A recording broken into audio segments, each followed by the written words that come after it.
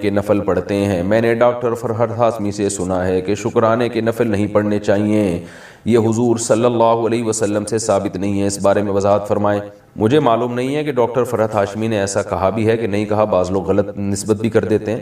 نبی صلی اللہ علیہ وسلم سے شکرانے کا سجدہ ثابت ہے، اور سجدہ بعض علماء کہتے ہیں اس سے مراد کنایا ہے، یہ یعنی نماز سے کنایا ہے۔ یہ تو ویسے بھی شکر کے طور پر نیکی کرنی چاہیے ہمیں، تو کوئی بھی نیکی کی جا سکتی ہے، سجدہ شکر بھی کیا جا سکتا ہے، وضو کر کے باقاعدہ 2 نفل پڑھیں گے تو اور زیادہ اچھا ہے، روزہ رکھ لیں گے تو بھی ٹھیک ہے، صدقہ کر دیں گے تو بھی ٹھیک ہے، تو اس میں کوئی حرج نہیں ہے، اس کے لیے ثبوت ضروری نہیں ہے، بلکہ شکر قرآن و سنت سے ثابت ہے۔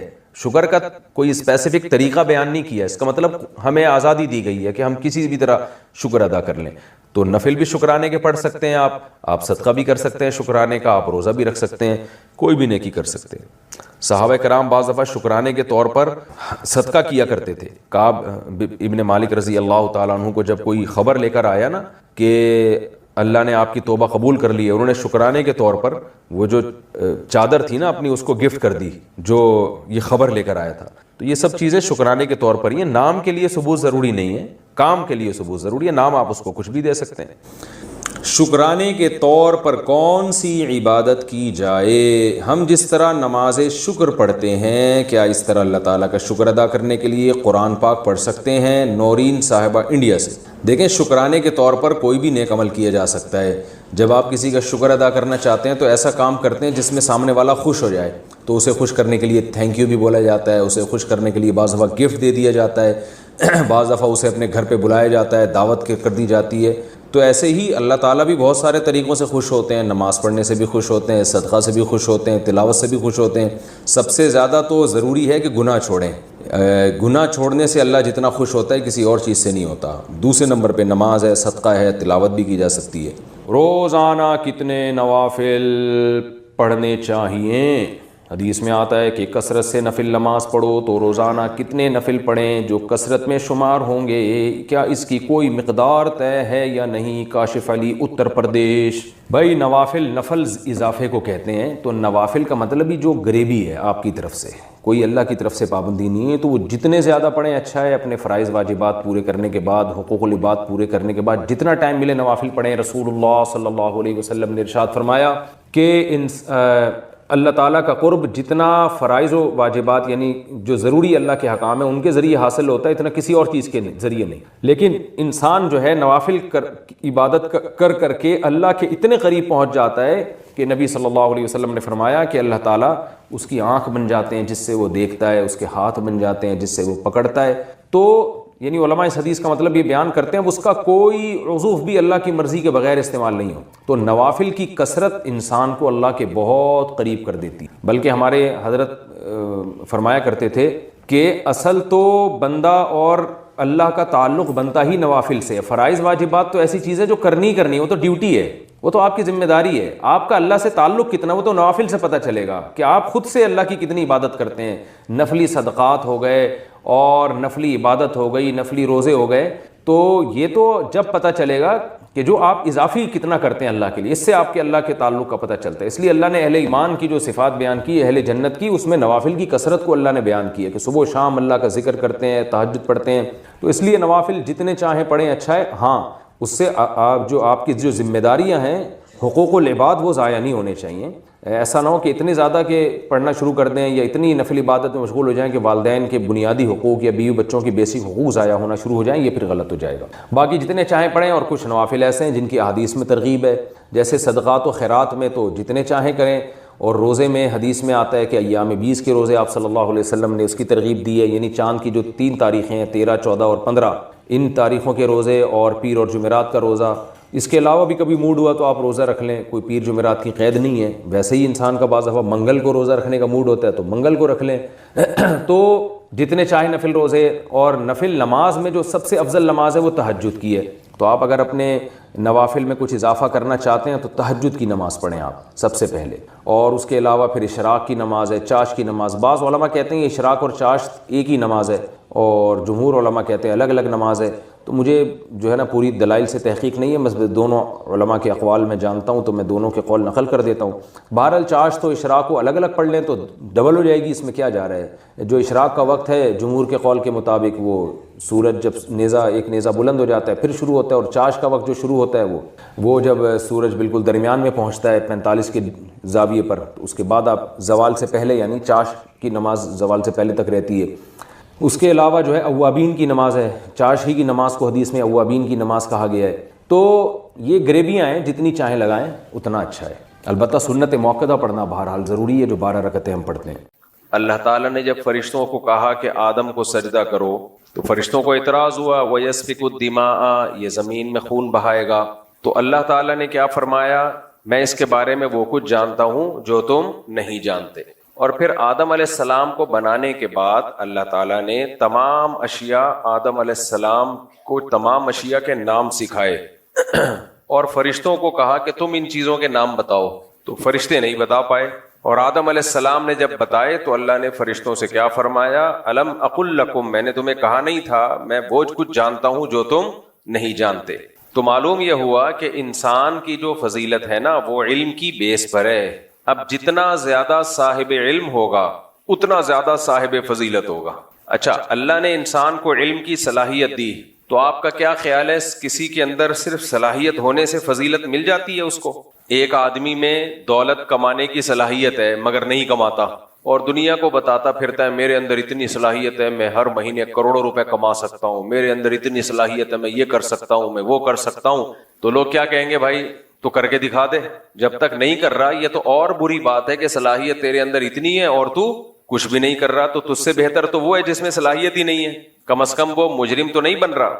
تو اللہ نے انسان کے اندر علم کی صلاحیت رکھی، یہ فضیلت کی بات ہے، لیکن یہ فضیلت کامل جبھی ہوتی ہے جب وہ اس صلاحیت سے فائدہ اٹھائے، اس صلاحیت سے فائدہ اٹھائے وہ۔ اب خوب اچھی طرح ایک بات کو سمجھیں، اللہ کرے یہ دماغ ذہن نشین ہو جائے، یہ بات ذہن نشین ہو جائے۔ علم کی دو قسمیں ہیں، ایک قسم علم کی وہ ہوتی ہے جو مقصود نہیں ہوتی لیکن ذریعہ مقصود ہوتی ہے، جن کو ہم کہتے ہیں علم کے آلات۔ مثال کے طور پر ہم لکھنا سیکھتے ہیں، الف با تا ثا اے بی سی ڈی، پڑھنا سیکھتے ہیں۔ تو پڑھنا کیوں سیکھتے ہیں؟ کیونکہ علم کتابوں میں ہوتا ہے، بہت زیادہ علم۔ تو ہم جب پڑھنا سیکھیں گے تو ہمیں کتابیں پڑھنا آ جائیں گی اور کتابوں کے ذریعے ہمیں نالج ملے گی۔ اب مجھے بتاؤ، ایک آدمی الف با تا ثا سیکھ گیا، اے بی سی ڈی سیکھ گیا، پڑھنا سیکھ گیا، لیکن پڑھتا نہیں ہے، اور وہ کہتا ہے مجھے انگلش بھی آتی ہے، مجھے اردو بھی آتی ہے، مجھے عربی بھی آتی ہے، مجھے اے بھی آتا ہے، مجھے بی بھی آتا ہے، مجھے الف بھی آتا ہے، مجھے با بھی آتا ہے۔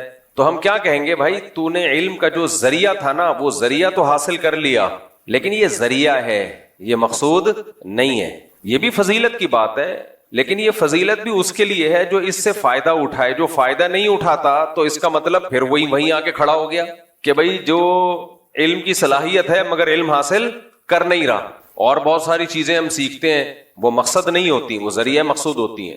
بچے کو آپ نے انٹرنیٹ کا استعمال سکھا دیا، آج کل کمپیوٹر سائنس میں ڈپلومے ہو رہے ہیں، ماسٹرز ہو رہے ہیں، کہا جاتا ہے بھائی کمپیوٹر سائنس میں اس نے ماسٹر کیا ہے، اس نے یہ کیا، اس نے وہ کیا، انجینئر ہے کمپیوٹر سائنس میں، یہ ہو رہا ہوتا ہے نا۔ یہ بھائی کمپیوٹر سائنس میں آپ نے یہ کچھ کرنے کے بعد اس کا آؤٹ پٹ کیا ہے، اس کا ریزلٹ کیا آ رہا ہے؟ تو وہ علوم جو علم کا ذریعہ ہوتا ہے ان کو فنون کہا جاتا ہے۔ فنون، ان کو اصطلاح میں کیا کہا جاتا ہے؟ بولیں، فنون۔ وہ مقصد نہیں ہے، اس سے انسان کی فضیلت ثابت نہیں ہوتی ہے۔ خوب سمجھ لیں اچھی طریقے سے، یعنی وہ والی فضیلت جس کی بیس پہ اللہ نے انسان کو تمام مخلوق پہ فضیلت دی ہے، وہ والی فضیلت ثابت نہیں ہوتی۔ دوسری فضیلتیں ہو جاتی ہیں، چھوٹی موٹی فضیلتیں۔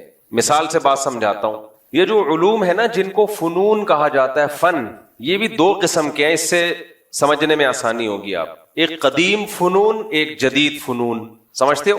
قدیم فنون اور جدید۔ قدیم فن کیا تھا؟ مٹی سے پیالہ بنانا۔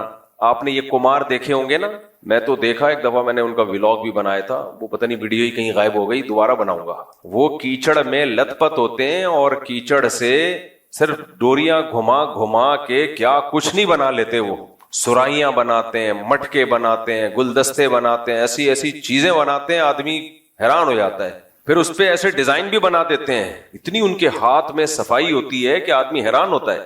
یہ بھی علم ہے، لیکن یہ علم فن والا علم ہے، فن ہے ایک۔ ایک ہنر ہے آپ کے ہاتھ میں. یہ وہ علم نہیں ہے جس کی بیس پہ اللہ نے انسان کو بولو فضیلت دی. یہ فن ہے. قالین بنایا کرتے تھے پہلے لوگ, ہاتھ سے تصویر بنا لیا کرتے تھے, بہت کچھ.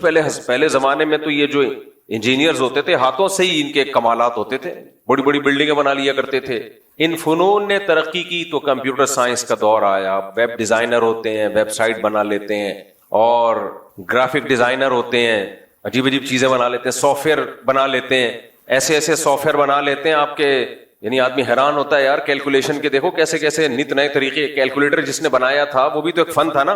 تو یہ والے جو فنون ہیں یہ جدید فنون ہیں. اب چونکہ جدید ہیں, تھوڑا ٹیکنیکل قسم کے ہیں, تو ان لوگوں کی عزت تھوڑی زیادہ ہوتی ہے, ہونی چاہیے کہ یار یہ سائنسی انہوں نے پڑھا ہے باقاعدہ. لیکن خوب اچھی طرح سمجھ لو یہ بھی کیا ہے, فنون ہی ہے. ان کی حیثیت بھی فن سے زیادہ کچھ بھی نہیں ہے. ہاں یہ الگ بات ہے اس فن کی بیس پہ آپ بہت یعنی کچھ کر سکتے ہو, کمالات کا اظہار کر سکتے ہو آپ, تو پھر دیکھا جائے گا آپ اس فن کی بیس پہ کر کیا رہے ہو. خالی فن آنا کوئی کمال نہیں ہے.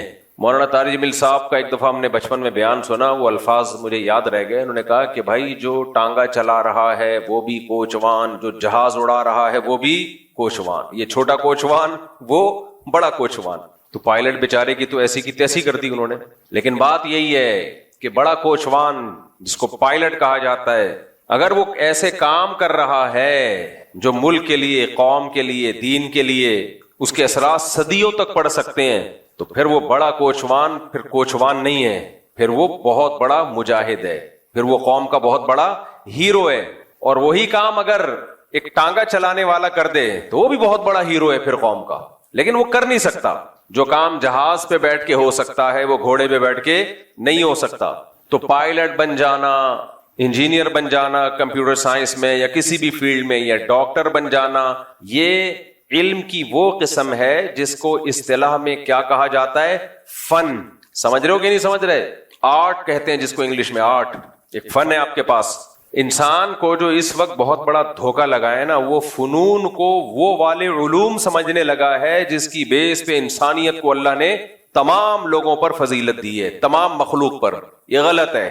فنون وہ لوگ بھی سیکھ جاتے ہیں جو اللہ کے نافرمان ہیں, بلکہ آج کل تو فنون میں کمال انہوں نے پیدا کیا ہے, ترقی انہوں نے پیدا کی ہے. وہ علم جس کی بیس پہ اللہ نے انسان کو فضیلت دی ہے, اس علم کے لیے بھی ہمیں زبان سیکھنی پڑتی ہے. تبھی تو قرآن نے کہا نا, اقرأ بسم ربک الذی خلق خلق الانسان من علق اقرأ وربک الاکرم الذی علم بالقلم. تو قلم کی فضیلت اللہ نے بیان کی کیونکہ قلم بھی علم کا ایک بہت بڑا ذریعہ ہے. جس کو لکھنا آئے اور پڑھنا آئے وہ علوم حاصل کر لیتا ہے کہ وہ شخص وہ علوم تک نہیں پہنچ سکتا جو لکھنا پڑھنا نہیں جانتا, سوائے پیغمبروں کے.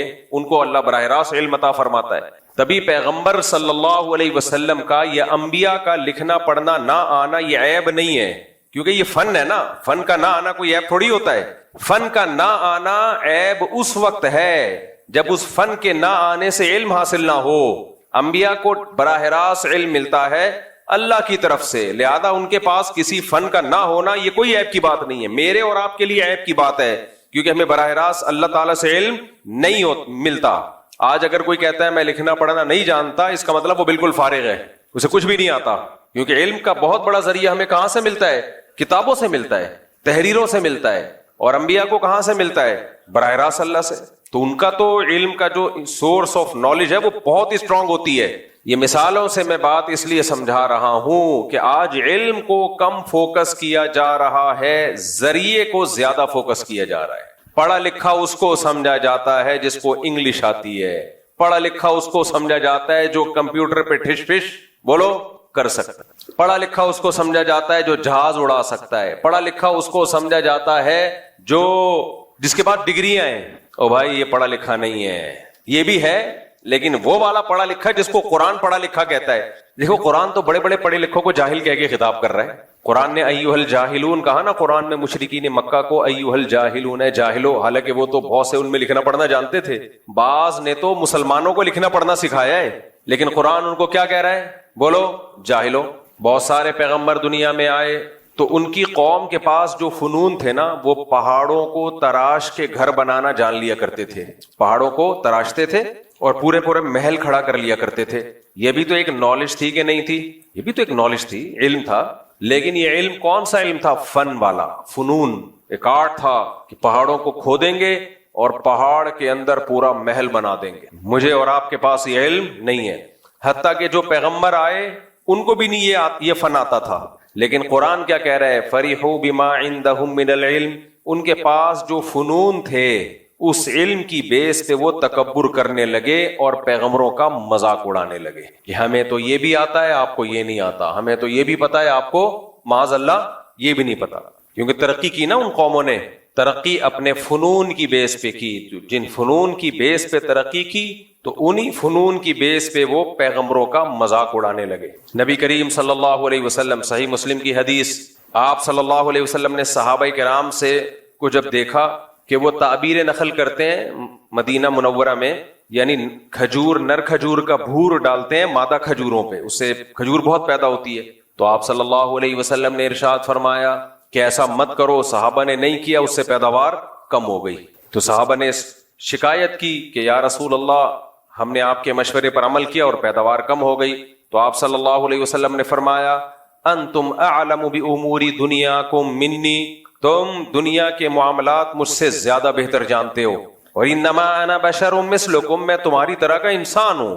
میں جب تمہیں دین کے بارے میں کسی بات کا حکم دوں تو اس کو بجا لاؤ، اور جب دنیا کے بارے میں حکم دوں انتم اعلم بامور دنیاکم منی، تو دنیا کے معاملات تم مجھ سے زیادہ جانتے ہو. کہتے ہیں کہ جو نبی کی باتیں ہیں نا، وہ باتیں ہی نبی کی نبی ہونے کی دلیل ہے. آج کوئی چھوٹا سا پیر بن جائے نا، یہ ٹاپک سے ہٹ رہا ہوں لیکن ہٹنے دو تھوڑا سا پیر بن جائے نا، پھر اس کے دعوے دیکھو. مارکیٹ میں ہول سیل کے حساب سے پیر و مرشد ہیں. پتھر اٹھاؤ پیر نکلے گا، یہ میرے مرشد ہیں، یہ میرے اس کے مرشد، یہ فلانے کے مرشد، یہ ڈمکانے کے مرشد. مرشدوں کے حالات دیکھو. مرشد کو پتا ہوتا ہے میرے اوپر کیا حالات گزر رہے ہیں. مرشد کبھی غلط بات کر ہی نہیں سکتا. مرشد سے پوچھ کے شادیاں ہو رہی ہیں، مرشد سے پوچھ کے طلاقیں ہو رہی ہیں، مرشد سے پوچھ کے کاروبار ہو رہے ہیں. وہ مرشد ہے. یہ اس ایک انسان سب کچھ نہیں ہو سکتا.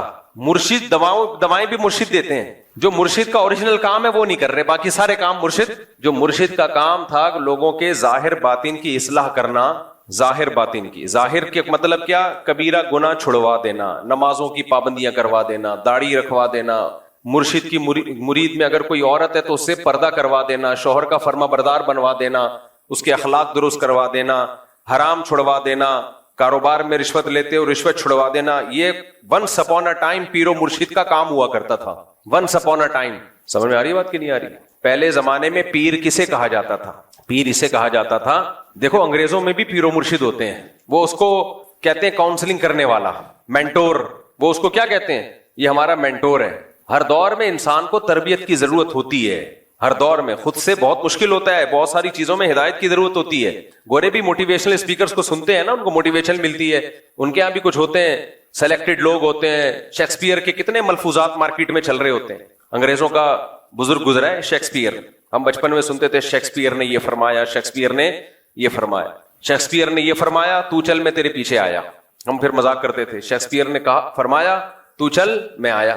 تو بچے تو پھر بچے ہوتے ہیں، ان کو شیکسپیئر سے کیا لینا دینا، ان کو تو مذاق چاہیے ہوتا ہے. خیر، تو پہلے زمانے میں یہ ہوتا تھا، اب بھی کہیں کہیں ہو رہا ہے کہ انسان کہتا ہے میں خود مختار نہیں ہوں، مجھ سے پہلے بھی دنیا میں بہت سارے نیک لوگ گزرے ہیں، ان کے پاس علم مجھ سے زیادہ ہے، ان کی عبادت مجھ سے زیادہ، ان کا تقویٰ مجھ سے زیادہ، ان کا ایکسپیرینس، ان کا تجربہ مجھ سے زیادہ. تو بجائے اس کے کہ میں نئے سرے سے تجربے کر کے زندگی گزاروں، کسی پہلے سے تجربے کار جو مخلص بھی ہو، اللہ والا بھی ہو، اس کی صحبت میں رہ کے اپنے آپ کو اس کے حوالے کر دوں. وہ جیسے کہے میں اس کے حساب سے زندگی گزاروں. پھر ایک وقت آئے گا کہ میرے اندر بھی صلاحیت پیدا ہو جائے گی. تو پھر وہ کیا کرتے تھے کہ وہ ایسے پیر و مرشد کے ہاتھ میں بیعت ہوتے تھے کہ آپ اللہ والے بزرگ ہیں، آپ سے پہلے بزرگوں کی طرف سے اجازت بھی ملی ہوئی ہے بیعت کرنے کی، انہوں نے آپ پر اعتماد کیا ہے، گویا کہ آپ سرٹیفائیڈ ہیں ان کی طرف سے، تو گدی نشین ہیں آپ ان کے. تو ہم اب آپ کے ہاتھ پہ بیعت ہو کے اپنے آپ کو آپ کے حوالے کریں گے. اور کس چیز میں حوالے کریں گے؟ کہ بھائی ہم سے یہ گناہ نہیں چھوٹتے، ہمارے اندر اللہ کا اتنا خوف پیدا ہو جائے کہ ہر صغیرہ کبیرہ گناہ سے ہمیں توبہ کی توفیق مل جائے، اور ہمارے باطن سے حسد، بغض، کینہ، دنیا کی محبت یہ نکل جائے. یعنی جیسے آپ اللہ والے ہیں، اللہ کرے ہم بھی ایسے ہی بن جائیں. تو اس صحبت سے انسان بن جاتا ہے. دنیا میں سب سے پاورفل جو موٹیویشن ہے نا، پتہ ہے کیا ہے؟ وہ صحبت. کسی نیک آدمی کے ساتھ رہ لو، اس سے زیادہ پاورفل تبدیل کرنے والی دنیا میں کوئی چیز ہے نہیں. اور آج انہی بزرگوں کا مذاق اڑا کے ان کی حیثیت ہی ختم کر دی. نئے جو اسکالرز مارکیٹ میں آ رہے ہیں. تو صحابہ کیوں بنے بھائی؟ سید الانبیاء صلی اللہ علیہ وسلم کی صحبت میں. تعلیمات تو ہمارے پاس بھی ہیں, نبی کی حدیثیں ہمارے پاس بھی ہیں, نبی کا دیا ہوا قرآن آج بھی محفوظ ہے یا نہیں ہے؟ کیا خیال ہے بھائی؟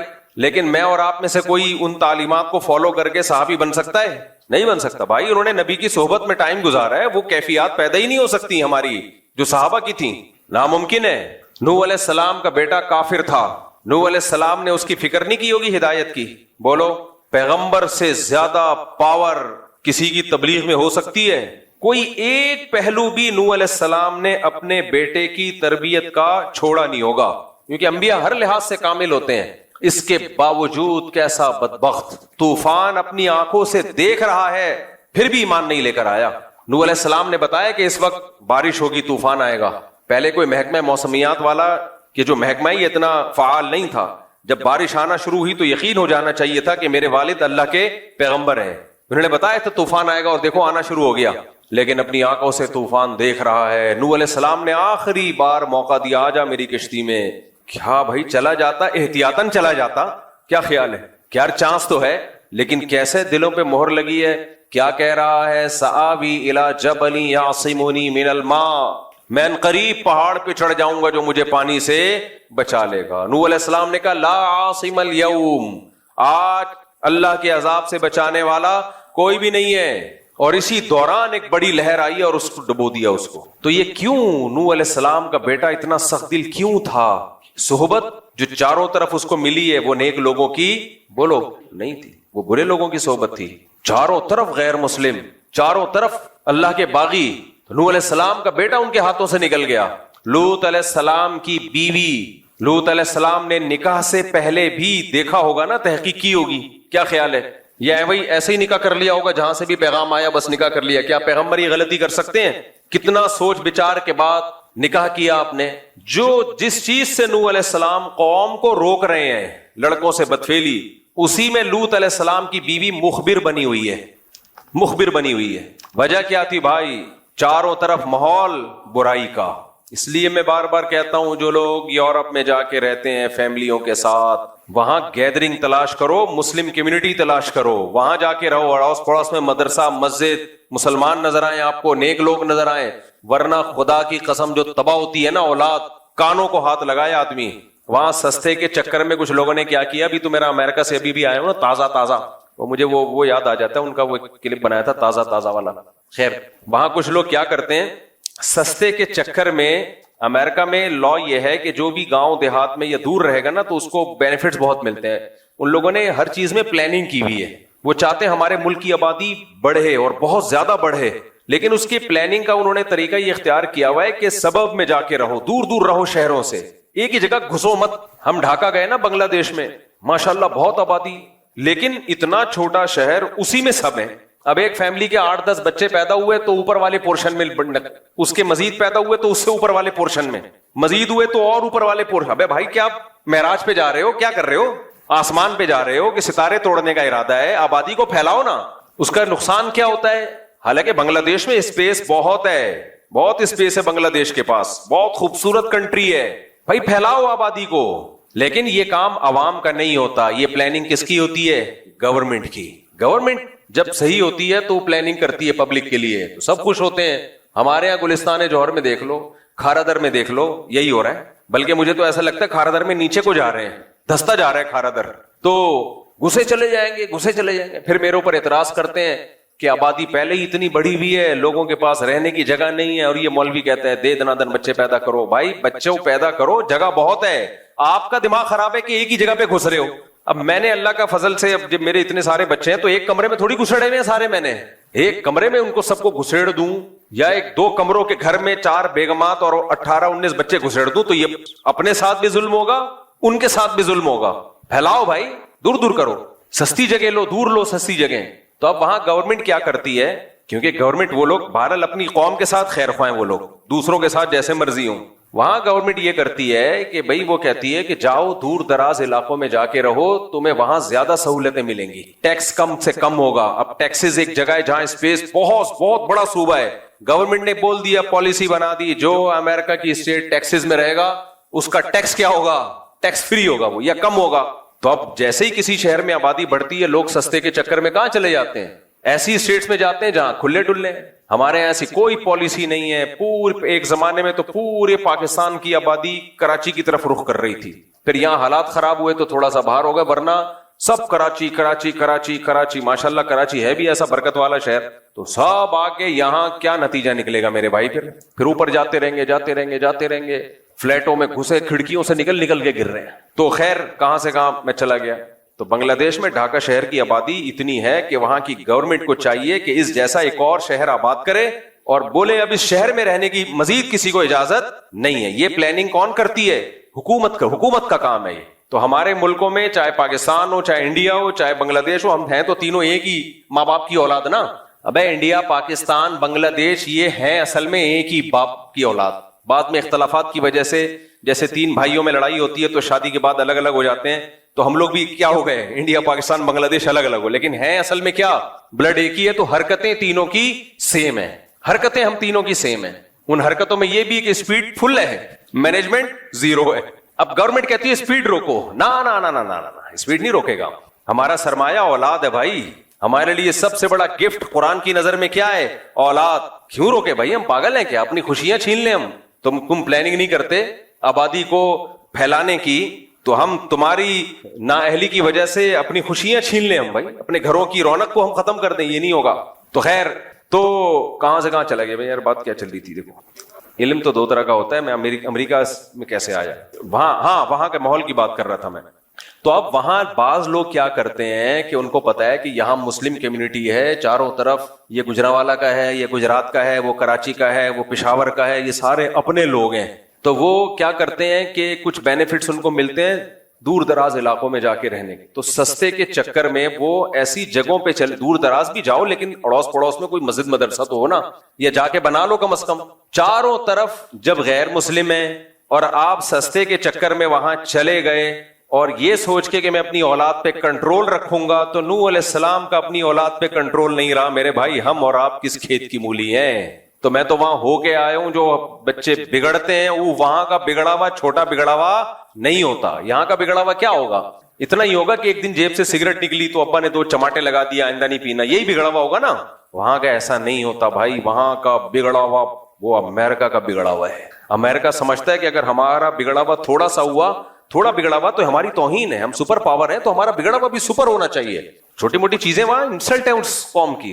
वहां शौहर बिगड़ जाए, छोटा हुआ बिगड़ा हुआ नहीं होता, वो शौहर वहां का बिगड़ा हुआ ऐसा खानदानी बिगड़ा हुआ होता है।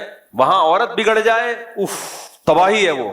अभी मैं मिसालें क्या दूं कि क्या बिगड़ते हैं वहां पे जो बिगड़ते हैं। आप ऐसा ना हो यहां भी वो बिगाड़ शुरू हो जाए, तो यहाँ जो बिगड़े हुए शौहर हैं वो समझेंगे कि यार हम तो बहुत नेक हैं, हम तो अपने आप को बिगड़ा हुआ समझ रहे थे, तो बिगड़ा हुआ तो इसको कहते हैं, वो और बिगड़ जाएंगे। फिर वहां का बच्चा जो बिगड़ा हुआ होता है वो बहुत खतरनाक बिगड़ा हुआ होता है, तो उसको वो गोरे बिगड़ा हुआ कहते ही नहीं है, उसको वो कहते हैं कि ह्यूमन राइट्स हैं, आजादी है, आपका राइट है जो मर्जी कर लो अब्बा के साथ, आपका क्या है राइट। यानी जमशेद के राइट्स और अब्बा के राइट्स बराबर हैं।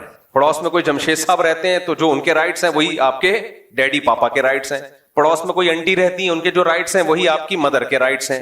अम्मा में और आंटी में कोई फर्क नहीं है, अब्बा में और जमशेद में बोलो कोई फर्क नहीं है, भाई में और गफ्फार में कोई फर्क, बहन में और महमूदा में कोई फर्क है ही, सब बराबर। इंसानियत कहते हैं, मुसावात पे ये सोसाइटी कायम है।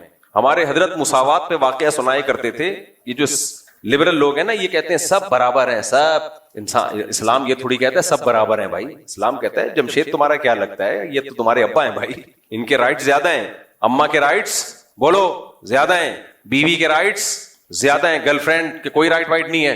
तो जो कहते हैं ना सब बराबर, तो उस पर हमारे हजरत मुफ्ती रशीद अहमद साहब एक लतीफा सुनाया करते थे कि गुरु और चीला जा रहे थे, तो गुरु ने अपने चीले से बोला कि यार फला मुल्क है, फर्ज कर लो जौनपुर है, वहां हमने सुना है कि सब इंसानों से बराबर सलूक किया जाता है, तो वहां चल के रहते हैं, इस मुल्क से तो बेहतर है वहां चल के रहो। सब इंसान क्या है, बराबर। जैसे यहां से भी बहुत लोग बाहर यूरोप में, अमेरिका में मूव करते हैं कि वहां हुकूक बहुत हैं। वहां क्या है, हुकूक। एक खातून का वंस अपॉन अ टाइम जब मैं कॉल सुना करता था, फोन आया कि मैं مفتی صاحب میں آپ سے مشورہ لے رہی ہوں, میں اسلام آباد چھوڑ کے جا رہی ہوں. لبرل انٹیوں کا اسٹائل بھی ہوتا ہے نا, میں پاکستان چھوڑ کے جا رہی ہوں یہاں سے. میں نے کہا خیریت کیوں؟ یہ گھٹن والا ملک ہے. یہ کیا ہے یہاں, کیا ہے گھٹن. میرے ڈیڈی مجھے ڈانٹتے ہیں, میری ماما مجھے ڈانٹتی ہیں, بات بات پہ روک ٹوک, یہ پہنو یہ نہیں پہنو, گھٹن کا ماحول ہے. پہلے مجھ سے مسئلہ پوچھ رہی تھی کوئی, پھر میں نے کہا ایک تو مجھے لگا کہ یہ تو اسلام سے ہی فارغ ہو گئی ہے. خیر, تو یہ والی انٹیاں جب باہر جاتی ہیں نا, گھٹن کا ماحول, تو ان کی عمر جب تھوڑی سی ڈھلکتی ہے, سمجھ رہے ہو بات کو, پھر ان کو پتا چلتا ہے کہ وہاں جو روک ٹوک تھی نا ہمارے ماں باپ کی طرف سے, وہ روک ٹوک ہمارے فائدے کے لیے تھی, اور اب ہم وہ روک ٹوک اپنی اولادوں پہ بھی نہیں کر سکتے. کچھ بھی نہیں ہے, بچہ پیدا کر لیا آپ نے ایسے جیسے بلی پال لی آپ نے, سمجھ رہے ہو, بلکہ بلی بھی تھوڑی دم ہلاتی رہتی ہے, گھر چھوڑ کے نہیں جاتی. تو بچہ اور روبوٹ میں کوئی فرق نہیں ہے, الا یہ کہ کوئی بچہ ایکسٹرا آرڈینری, کوئی اللہ کی طرف سے اس میں کوئی الگ سے سافٹ ویئر انسٹال ہوئے ہوئے. ہاں جو دیندار ہیں ان کی بات نہیں کر رہا میں. ایک تو فوراً کمنٹس نیچے بہت آنا شروع ہو جاتے ہیں, ہمارے یہاں تو ایسا نہیں ہے, ہم تو یہاں 20 سال سے رہ رہے ہیں امریکہ میں. بھائی آپ کے علاوہ کی بات کر رہا ہوں میں, آپ کی بات ہی نہیں کر رہا میں. جنہوں نے کنٹرول کیا ہوا ہے, دینی ماحول دیا ہوا ہے, وہ الگ ہے. تو خیر, تو اب کیا ہے, تو وہ کیا ہے کہ سستے کے چکر میں رہتے ہیں, ایسی جگہوں پہ جا کے 4 مہینے تبلیغ میں لگے ہوئے, سال ابا کے تبلیغ میں لگے ہوئے. بچہ مرتد ہو گیا ہے, ملحد ہو گیا, خدا کا منکر ہے, خدا کا انکار کر رہا ہے وہ, کیونکہ چاروں طرف سن کیا رہا ہے, وہ اسلام کے اگینسٹ باتیں سن رہے چاروں طرف. اور پھر اٹریکشن اتنی ہے, شراب کباب, اسلام تو ان سب چیزوں سے روکتا ہے. تو وہ اپنے ابا کو اماں کو بے وقوف سمجھنا شروع کر دیتا ہے کہ یہ بے وقوف. بھائی تھوڑے دنوں میں تمہیں پتا چلے گا کہ بے وقوف کون تھا, کون بے وقوف تھا. خیر, تو وہاں جب رہتے ہیں تو اس صحبت کے اثرات کیا ہوتے ہیں. بچے گئے, میں یورپ جب گیا نا تو مجھے یاد ہے ایک والدین میرے پاس آئے, انہوں نے کہا کہ ہماری بیٹی مرتد ہو گئی تھی بالکل, اور وہ ماں باپ دیندار تھے, الگ سے مجھ سے ملنے کے لیے آئے, اور کوئی دعوت اس پہ اثر نہیں کر رہی تھی, بالکل اسلام چھوڑ دیا تھا اس نے. خون کے آنسو روتے ہیں جن کے دل میں ذرا سی بھی غیرت ہو. پھر انہوں نے میرا شکریہ ادا کیا کہ آپ کے بیانات مسلسل سنتے سنتے سنتے سنتے الحمدللہ دوبارہ مسلم ہو گئی ہے. میرا کیا کمال ہے, تو اسلام کا کمال ہے, اسلام میں اٹریکشن ہے. لیکن انہوں نے کہا کہ آپ کے سنے اس لیے کہ تھوڑا لائٹ موڈ میں آپ نے باتیں کی ہیں, ورنہ وہ بعض دفعہ ہمارے بعض مولانا, سارے تو نہیں بھائی, بڑے اچھے ہم سے تو زیادہ ہی اچھے لوگ ہیں, وہ ایسی سخت اسٹائل میں بات کرتے ہیں کہ وہ بندہ قریب آنے کے بجائے دور ہو جاتا ہے. میں بتا رہا تھا نا, ایک مولوی صاحب بیان کر رہے تھے, میں جمعے کا دن گیا ان کا بیان سننے, تو حضرت علی نے فرمایا. تو مجھے بھی خیال ہوا حضرت علی نے آرام سے فرمایا تھا, تو آپ بھی کس سے فرما دیں, اتنی زور سے حضرت علی فرما سکتے ہیں؟ حضرت علی نے جتنا شائستہ لہجے میں, حضرت علی کے تو اخلاق مشہور ہیں بھائی, تو آپ بھی اتنا ہی آرام سے فرما دیتے. تو کبھی کبھار زور خطابت میں چیخنا چلانا بھی اچھا لگتا ہے کبھی کبھار, لیکن ٹاپک بھی ہونا وہ. تو ہمیشہ یہ جو دلائل کی بات آسان انداز سے ہی, مدلل انداز سے ہی ہونی چاہیے. خیر, تو نوح علیہ الصلوۃ والسلام, لوط علیہ السلام کی بیوی صحبت کی وجہ سے, ماحول کی وجہ سے خراب ہوئی. جب مجھے کہتے ہیں نا لوگ, مفتی صاحب میں لندن آیا تھا اپنی باپردہ بیوی کو لے کے, اس نے مجھے کہا کہ مجھے جاب کی اجازت دو, میں نے کہا چلو ٹھیک ہے. انسان تنگ نظر نہیں ہونا چاہیے, براڈ مائنڈیڈ ہونا چاہیے. تو میں نے اجازت دے دی, اب وہ میرے ہاتھوں سے نکل گئی, وہاں کسی گورے پہ عاشق ہو گئی ہے. سب عورتیں ایسی نہیں ہوتی بھائی, بہت ساری نیک خواتین جاب کر رہی ہیں, لیکن بہت سی ہو بھی جاتی ہیں. تو میں اس کو مثال دیتا ہوں لوط علیہ السلام کہ بھائی پیغمبر اپنی بیوی کو نہیں بچا سکے یار, اور تو اس ماحول میں اجازت دے رہا ہے جا کے. یہ سارا مسئلہ کھڑا ہوتا ہے جب قناعت ختم ہو جائے, زیادہ کی ہوس. پہلے فیصلہ کرو کہ اگر سب کچھ پیسہ ہی ہے تو کمبختوں پھر شادی کرتے کیوں ہو, ہے بھائی؟ اگر سب کچھ پیسہ ہی ہے, دیکھو کچھ لوگ تو اس لیے شادی کرتے ہیں کہ وہ پیسہ ہے, ان کا تو ہدف ہی کیا ہے, دولت. ان کی بیگم اگر کھسک بھی جائے تو ان کی صحت پہ کوئی فرق نہیں پڑتا. یہ ولاگر دیکھ لو نا, جب اپنی خوبصورت بیویوں کو لا کے دنیا کے سامنے رکھتے ہیں, تو یہ کیوں رکھتے ہیں, اپنی بیویاں کیوں دکھاتے ہیں خوبصورت بیویاں دھورے کپڑوں میں؟ پیسہ ہے تو ان کا مقصد ہی شادی سے کیا ہے. آپ لوگ چپ کیوں بیٹھے ہو بھائی؟ پیسہ مقصد ہے نا, تو جب ہدف پیسہ ہے تو بھی ٹھیک ہے, غیرت ویرت ایک طرف رکھو. لیکن اگر ہدف پیسہ نہیں ہے بلکہ پیسے سے کچھ اور مقصد ہے, دیکھو ہم جو پیسہ کماتے ہیں کیوں کماتے ہیں؟ سواری اچھی ہو جائے, کیا خیال ہے؟ گھر اچھا ہو جائے, یہی ہے نا. خوراک اچھی ہو جائے, کیا خیال ہے؟ بیمار ہو تو علاج اچھا ہو جائے. اب آپ کے پاس پیسہ آ گیا, نہ خوراک اچھی رکھ رہے ہو, نہ گھر اچھا بنا رہے ہو, نہ سواری اچھی رکھ رہے ہو. کیوں یہ سب کام کر رہے ہو؟ تاکہ پیسہ خرچ نہ ہو جائے. تو پرلے درجے کے بے وقوف کہلاؤ گے کہ نہیں کہلاؤ گے؟ اگلا بولے گا بھائی نوٹوں کو کھائے گا کیا. تو ہر چیز کا ایک مقصد ہوتا ہے. اسی طرح پیسے کا ایک مقصد یہ بھی ہوتا ہے کہ بیوی اچھی مل جائے, یہ بھی ایک مقصد ہوتا ہے. لیکن اس بیوی کا مقصد کیا ہوتا ہے؟ اس کا مقصد ہوتا ہے گھر سنبھالنا. مثال کے طور پر پیسے کا مقصد ایک بہت سارے ادھر میری طرف توجہ, یہ گارڈ تبدیل ہوتے رہتے ہیں, ادھر توجہ, آپ یہاں مجھے سننے کے لیے آئے ہو. دیکھو پیسے کا کہ بہت سارے مقاصد میں ایک مقصد اچھا کھانا بھی ہے. کیا خیال ہے؟ اب آپ نے کیا کیا, اچھا کھانا خرید لیا, مرغے بکرے پائے وائے بڑا زبردست, اب کھا نہیں رہے آپ اس کو. کہہ رہے ہیں میں نے پیسے سے اچھا کھانا خریدا تو ہے, لیکن جہاں اچھے ریٹ لگیں گے اس کھانے کو بیچ دوں گا میں. تو لوگ کہیں گے اس کا مطلب تو نے یہ جو اچھا کھانا خریدا تھا یہ بھی پیسہ کمانے کے لیے خریدا تھا, تو چل ٹھیک ہے ڈبل پیسہ آ گیا, اب کیا کرے گا اس پیسے سے؟ اب بتا تیرے اس مقصد کیا ہے, جو مزید پیسہ آ گیا نا تیرے پاس, کیا کرے گا؟ آپ کہیں گے میں اچھا کھاؤں گا. ایک مقاصد, بہت سارے مقصد میں سے ایک مقصد کیا ہے؟ اب اور اچھا کھاؤں گا میں.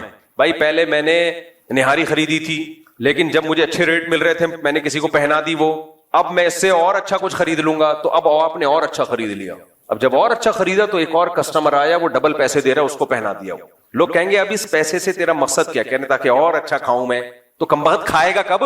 نہیں آئی میرا خیال ہے بات, یہ تو پہنایا جا رہا ہے, تو کھائے گا کب؟ تو آپ کہہ رہے ہیں پیسہ بہت بڑی طاقت ہے. تو طاقت ہے جب اس سے کچھ کھا تو پیسے کے مقاصد میں گاڑی ہے, اب گاڑی آپ نے خریدی, فوراً پہنا دی کسی کو, چلا نہیں رہے اس کو, پھر خریدی پہنا دی. تو لوگ کہیں گے تیرا گاڑیوں کا بزنس ہے, تو اپنے لیے بھی تو کوئی گاڑی رکھ. اپنے لیے نہ تو گاڑی رکھ رہا ہے, نہ تو گھر بنا رہا ہے, نہ تو کھانا اچھا کھا رہا ہے, تو اس کا مطلب تو پیسے کو خدا سمجھتا ہے. تو خوب سمجھ لو, جیسے پیسے میں یہ ساری چیزیں مقصد ہوتی ہیں, تو پیسے سے ایک مقصد یہ بھی ہوتا ہے کہ شادی ہو جائے میری مناسب جگہ پر. غریب آدمی کو کوئی دیتا ویتا نہیں ہے آج کل, اور دے بھی دے تو خرچے پورے ہونا مشکل ہو رہے ہوتے ہیں اس کے لیے. تو آپ نے پیسہ کمایا کہ یار شادی ہو جائے گی, نہ نفقہ آسانی سے اٹھا لوں گا میں. اب اس شادی جب آپ کی ہوئی ہے, تو شادی سے جیسے کھانا جب آپ نے خریدا تھا تو اس کا مقصد کیا تھا؟ اس کو بیچنا یا کھانا؟ کھا نہیں رہے تو کس کام کا ہے وہ کھانا بھائی؟ تو ایسے جب آپ کی شادی ہوئی تو وہ کس کام کے لیے تھی؟ گھر بسانے کے لیے, یا وہ بھی کمانے کے لیے؟ اگر اس کو بھی گھر سے باہر ہی بھیجنا تھا تو اس تکلف کی ضرورت کیا تھی یار تمہیں؟ مجھے لگتا ہے یا تو آپ پاگل ہو گئے یا میں پاگل ہو گیا ہوں, کیونکہ میں پوری دنیا میں جاتا ہوں تو میری سوچ کے خلاف ہی لوگ نظر آ رہے ہوتے ہیں. بیگم بھی جاب کر رہی ہے, شوہر بھی جاب کر رہا ہے, رات کو دونوں کی ملاقات کے سلسلے میں حاضر ہو جاتے ہیں. کوئی مجبوری ہو تو ایک الگ بات ہے بھائی, بھوکا مر رہا ہو تو ایک الگ بات ہے, لیکن تو پیسے والے لوگ یہ کام کر رہے ہوتے ہیں. ابے تو تم نے کیوں کیا؟ تو کمانے کے لیے کیا ہے, تو وہی ہو گیا, کھانا خریدا اور کھانے کے بجائے بیچ دیا اس کو. اس کا مطلب تم نے خریدا تھا کھانے کے لیے نہیں, بلکہ کمانے کے لیے خریدا ہے. تو یہاں کمبختوں کو یہی نہیں پتا چل رہا کہ یہ ہوتی کیوں ہے شادی, کس سلسلے میں ہوتی ہے یہ. بھائی یہ اس سلسلے میں ہوتی ہے گھر سنبھالے, بچے پیدا کرے, وہ نسل بڑھائے آپ کی, وہی کام نہیں ہو رہا. باقی سارے کام عورت سے لیے جا رہے ہیں.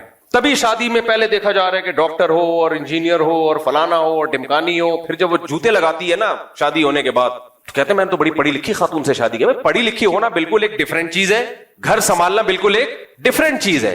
اس کا پڑھائی سے کیا تعلق ہے؟ بایولوجی میں وہ اس نے یہ پڑھا کہ گھر کیسے سنبھالا جاتا ہے, بایولوجی کی کتابوں میں ہے بھائی. اب میڈیکل سائنس کی کتابوں میں شوہر کے حقوق نام کی کوئی چیز اس نے پڑھی ہے ڈاکٹر نے؟ مجھے وہی لگتا ہے یا تو آپ پاگل ہو گئے یا دونوں میں سے کوئی ایک پاگل ہے. مجھے ایک بات بتاؤ, وہ ڈاکٹر ہے, کرو ڈاکٹروں سے شادی کرو, منع نہیں کر رہا, ایجوکیٹڈ ہے, ہو سکتا ہے کچھ کبھی بیمار ہو گئے تو آپ کے بھی گٹی کبھی کا لگا دے.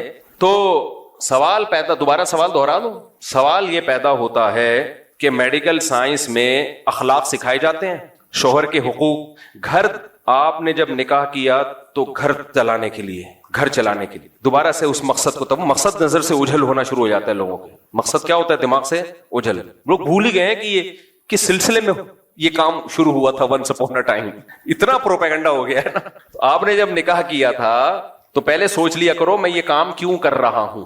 اس لیے کر رہا ہوں کہ گھر چلے. تو گھر چلنے کے لیے, گھر بھی ایک چھوٹی سی ریاست ہوتی ہے, کیا خیال ہے, جس میں شوہر سربراہ ہوتا ہے, باقی سب لوگ کیا ہوتے ہیں؟ ماتحت ہوتے ہیں. اور ان ماتحتوں میں ابھی نسل تو بعد میں آئے گی, سب سے پہلے ماتحت کون ہوتا ہے؟ بیگم ہوتی ہے. تو اس کو پتا ہونا چاہیے کہ سربراہ کے کیا حقوق ہیں, کیا خیال ہے, اور آپ کو پتا ہونا چاہیے کہ اس کے کیا حقوق ہیں. پتا ہونا چاہیے کہ نہیں ہونا چاہیے؟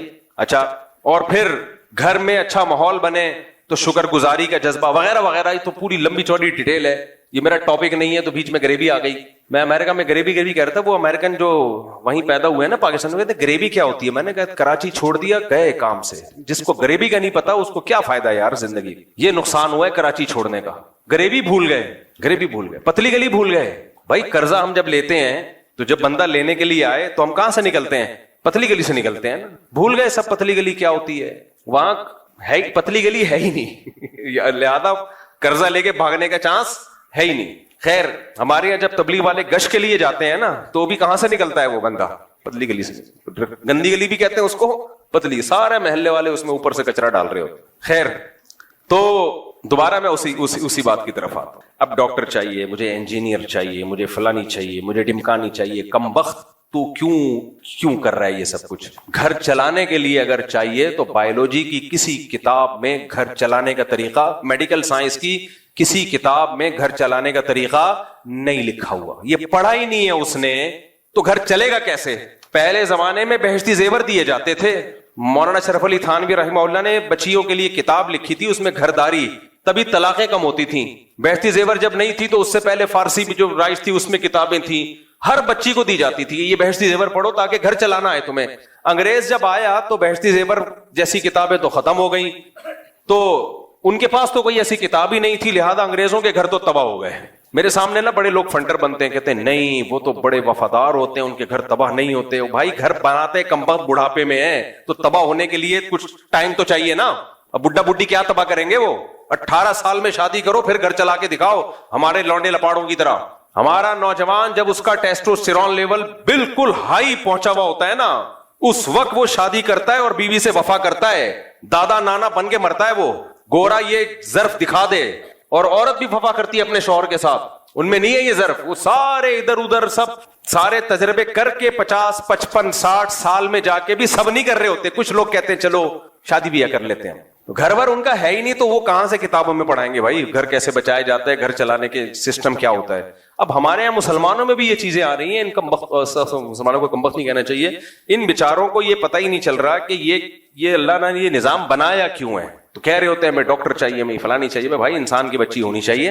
मर्द में तो फिर भी ये जरूरी इसलिए है कि वो कमाता है, तो कुछ होगा, हुनर तो कमाएगा ना। औरत में तुमने क्या करना है? बाकी तालीम दो औरत को, 100 दफा दो, हमने मना नहीं किया, लेकिन घर उस तालीम से नहीं चलेगा, ये जहन में रखना। बच्चियों को डॉक्टर भी बनाओ, इंजीनियर भी बनाओ, साइंटिस्ट भी बनाओ, 100 दफा बनाओ, हम इसके खिलाफ नहीं है, लेकिन ये तवक्को मत रखना कि ये साइंटिस्ट बन जाएगी या इंजीनियर बन जाएगी या डॉक्टर बन जाएगी तो ये घर अच्छी तरह चलाएगी, बच्चों की अच्छी तरबियत कर लेगी। ये दिमाग खराब है। हमारी माएं और जो पहले माएं गुजरी है, उनके गोद से जो बच्चे पैदा हुए हैं वो बहुत बहुत बासलाहियत बच्चे पैदा हुए हैं, उलमा सुलहा और बड़े बड़े लोग पैदा हुए हैं। वो उनके पास ये नॉलेज नहीं थी, और बेहश्ती जेवर पड़े हुए होते थे उन्होंने, समझ रहे हो, चंद अखलाकी चीजें उनको मालूम होती थी जो आज की नई जनरेशन को ये मालूम नहीं है। हैज़ और निफास तक के तो मसाइल, तहारत के हकाम तक नहीं आते आजकल बच्चियों को। बल्कि ना सिर्फ ये कि उनके पास घर चलाने की सही तालीम नहीं है, बल्कि उल्टा गलत तालीम है, घर तबाह करने की तालीम है। मेरा जिस्म मेरी मर्जी, ये वाली तालीम है उनके पास। शौहर ने अगर थप्पड़ लगा दिया, गलत लगाया, तो तुम भी जवाब में आगे से उसी तरह खींच के चमाटा उसके मुंह पे चिपका देना। ये वाली एजुकेशन है जो कहां दी जा रही है? यूनिवर्सिटियों में दी जा रही है। सास की जरा भी खिदमत नहीं करना। सास कौन होती है तुम्हें कुछ कहने वाली? ये वाली तालीम कहां पढ़ाई जा रही है? बोलते क्यों नहीं यार, चुप क्यों बैठे हुए हो? ये है यूनिवर्सिटी। हालांकि ये किताब में नहीं लिखा हुआ होता, लेकिन ये प्रोफेसर साहब गरीबी में, जैसे मैं बहुत सारी चीजें बयान के दौरान गरीबी में चला रहा होता हूं, तो प्रोफेसर साहब तालीम के साथ साथ ये चीजें क्या चला रहे होते हैं? गरीबी में, क्योंकि उसकी अपनी बीवी बेचारे की वो यही कुछ कर रही होती है उसकी अम्मा के साथ, और इस पर खुश भी होता है वो। खैर, तो उसको ना सिर्फ ये कि सही तालीम नहीं दी जा रही, बल्कि बाकायदा गलत तालीम दी जा रही। तो फिर जो तबाही घरों में फैलेगी वो तो होगी ना। अभी आए हुए थे 1-1.5 महीना पहले एक साहब, किसी को नहीं पता चलेगा किसकी बात कर रहा हूं, बहुत करोड़पति आदमी है, बड़ी मिले हैं उनकी, उनको भी शौक था एजुकेटेड। मैंने कहा पहले अखलाक देखो, नहीं एजुकेटेड जब कर ली, उसके बाद जो उनका सर गंजा किया है ना, तो बजाय बाल लगवाने के वो मेरे पास आ गए। बाल डायरेक्ट इसलिए लगवाने नहीं गए कि उनको पता था कि बाल लगवा के दोबारा मैंने शादी की तो दोबारा ये क्या हो जाएंगे, गिर जाएंगे। उन्होंने कहा पहले इसका कोई पायदार हल हो जाए कि दोबारा ना गिरे। तो कहने लगे वहां तो अलहदगी हो गई है, तो अब कोई ऐसा रिश्ता बता दें जो बिल्कुल, मुझे तालीम नहीं चाहिए, शरीफ शुरफा किस्म की घरदारी, घर चलाने वाली लड़की हो। मैंने कहा भाई मैं तो रिश्ते कराता नहीं हूं, लेकिन देर आए दुरुस्त आए। हाँ, एक चीज मैंने ऐड कर ली, मैंने कहा ये शर्त ना लगा ये तालीम याफ्ता ना हो, ये भी गलत शर्त है। तालीम याफ्ता हो या ना हो, इससे ये दूसरे दर्जे की चीज है। पहले क्या हो, घर चलाना जानती, फिर बेशक तालीम याफ्ता भी हो, अच्छी बात है, फिर नूर अला नूर, घर तो आए पहले, घर वर नहीं आ रहा आजकल मार्केट में मेरे भाई, क्योंकि वही बात है, उसको इस यूनिवर्सिटियों में जो सोहबत मिल रही है ना, इन्वायरमेंट जो है, माहौल, वो माहौल क्या कह रहा है, आजादी वाला। मैंने बताया था ना एक वाकया, वंस अपॉन अ टाइम, पुरानी बात है, इतनी पुरानी के मैं ज्यादा पुरानी इसलिए लेके जा रहा हूं कि मेरे घर वालों को पता नहीं चल जाए कि ज़ौजा की बात हो रही है ना।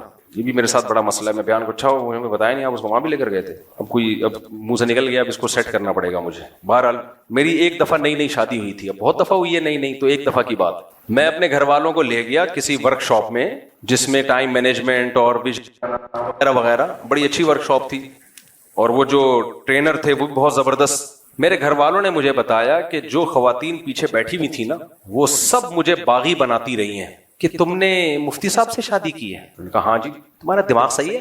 पहले से इनकी इतनी 2 बीवियां, अब 2-3 थी, नहीं बताऊंगा मैं, वो समझ जाएंगे ना किसकी बात। तो तुम्हारा दिमाग सही है? अच्छा, तो तुम घर से निकलते हुए अपने शौहर से पूछती हो? उसने कहा हम तो पूछते हैं भाई। हम तो नहीं पूछते, ये बातें चल रही हैं पीछे, हम तो नहीं पूछते। जब घर से बाहर जाते हैं हम तो अपने हस्बैंड से नहीं पूछते, और अगर हमें रोक भी दे हम भी निकल आते हैं। आगे सास तक तो पहुंचे नहीं, वो तो मेरी वालदा तो अल्लाह मगफिरत फरमाए बहुत पहले इंतकाल हो गया था उनका। सास से बगावत। तो मैंने कहा भाई ये वर्कशॉप में जो वो अच्छी अच्छी बातें सिखा रहे हैं वो बातों का असर नहीं होगा। असर किसका होगा ये याद रखो।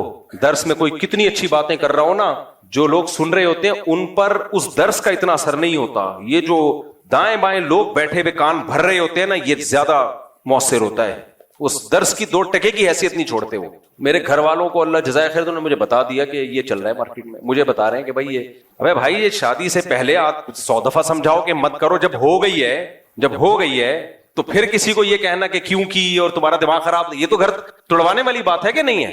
फिर मैं जहां भी गया हूं यही बातें हैं। घर वाले, जिस घर वालों को भी लेकर गया हूं हर दफा यही कि सब पूछते हैं तुम्हारा दिमाग खराब है, आपने क्यों की। जब मैंने दूसरी की तो मेरी पहली ज़ौजा को वरगलाने की कोशिश की, उसने एक्सेप्ट कर लिया कि चलो हो गई है। लेकिन जहां दावत पे जाएं, खवातीन जो बयान सुन रही है उनके अलावा की बात कर रहा हूं, कि आपके हस्बैंड ने दूसरी की, आपको बुरा नहीं लगा? उसने कहा लगा था। क्या करते, बर्दाश्त किया, अल्लाह का हुक्म है, इजाजत दी अल्लाह ने, तो अब हमारे साथ तो सही चल रहे हैं तो बर्दाश्त कर ली। हम तो कभी भी बर्दाश्त ना करें। आप में कोई कमजोरी होगी यकीनन, वरना मियाँ का दिल ऐसे नहीं है किसी औरत की तरफ जाता। औरत में, हालांकि मैं चीख रहा हूं भाई, कोई खराबी नहीं है, बस इजाजत दी अल्लाह ने। इतना वर्गल, मैं जब कहीं से दावत पे आता मेरे घर में झगड़ा होता। क्यों? बाहर का माहौल क्या बना रहा है, बागी। समझ में नहीं आ रही बात। आप हुकूक की लाइन लगा दो, मोहब्बतें बिछा दो, आप ये साबित कर दो कि भाई किसी से मोहब्बत में कोई कमी नहीं हुई है। लेकिन बाहर का जो एनवायरनमेंट है वो दूसरी शादी वाला नहीं है, वो दूसरी शादी को बुरा समझने वाला है। वो माहौल क्या करेगा, खराब। मैं इतना परेशान हुआ था कि यार मैं कहां, मैं सऊदीया लेके भाग जाऊं। तो ये भी एक फायदा हुआ माहौल से।